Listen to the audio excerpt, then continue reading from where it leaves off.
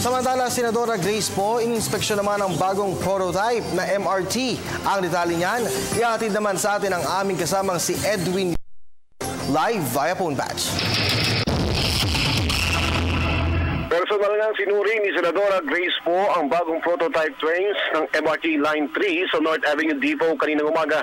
Layunin nitong makapagdagdag detalye para sa pagpapatuloy ng hearing on railway system na gaganapin naman sa Webes September 10. Si Senator Poe ang co-chairman ng Senate Committee on Public Services na tatalakay sa progreso ng rehabilitation plan na ipinatutupad ng DOTC para sa MRT 3. Umaasa si Senator Poe na matapos makita ang prototype trains na magiging komportable o compatible ito o angkop sa sistema ng MRT3.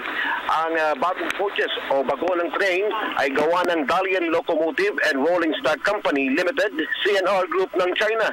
Ginastusan ito ng DOTC ng 3.759 billion pesos. Sinabi na alamin ng kanilang komite ang detalye ng kontrata sa suppliers ng bagong trains.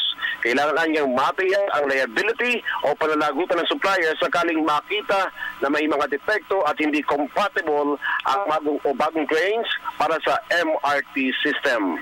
Para sa Telebisyon ng Bayan, Edwin Eusebio.